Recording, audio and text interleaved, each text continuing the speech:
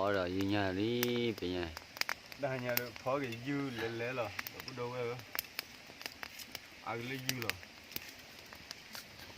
ta đổ ta là tầm mà ăn lấy dư rồi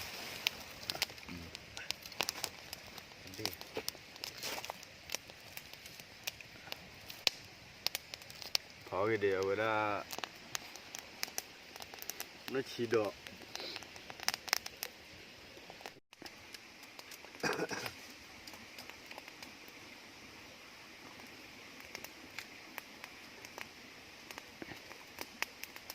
dư là theo ba bảy để họ cái ta cái này mà tức là cái nào chờ cái đấy cái ta nói cái là ở trên từ lửa thì à cũng liền họ lửa nha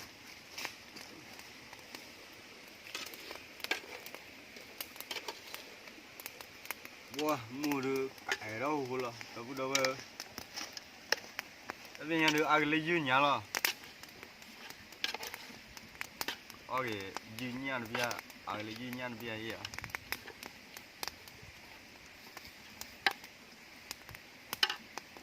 nó mà lúc giờ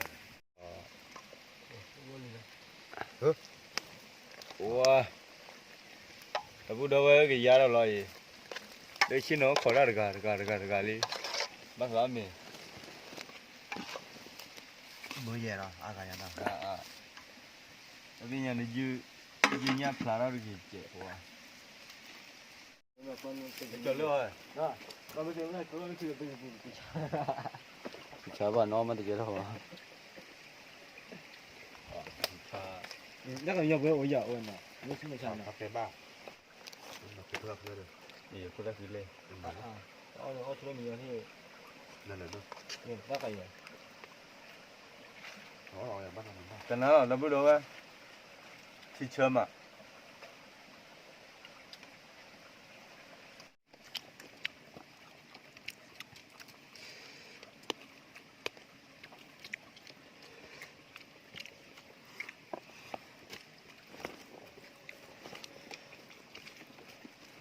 nó bắt đầu với nó quay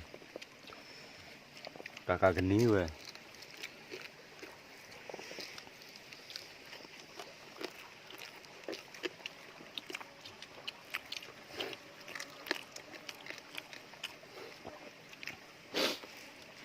Gue, और बात तेरा मन क्यों लगा? यार बाबा तेरा क्यों ले लो?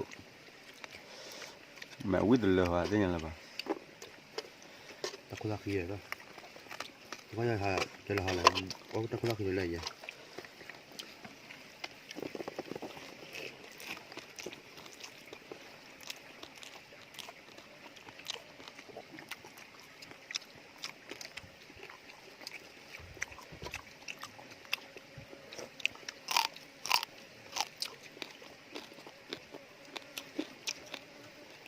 ta bắt bồn à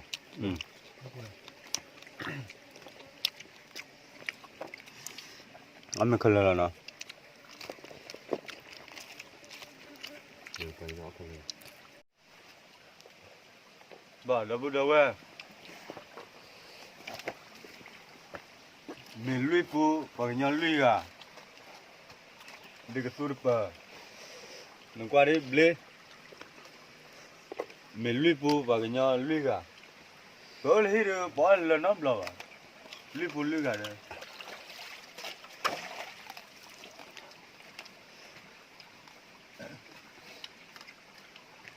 vâng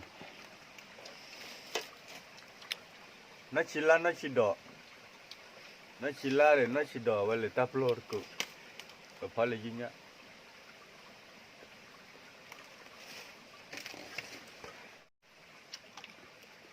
đó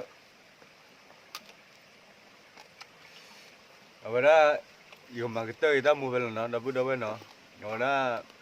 phải là tụi mình qua cái ta mua được cái bài gì đã bút đâu với nó và có cái từ bữa đó ta kita bắt đầu chui kle, ta belum lo dah buat apa no.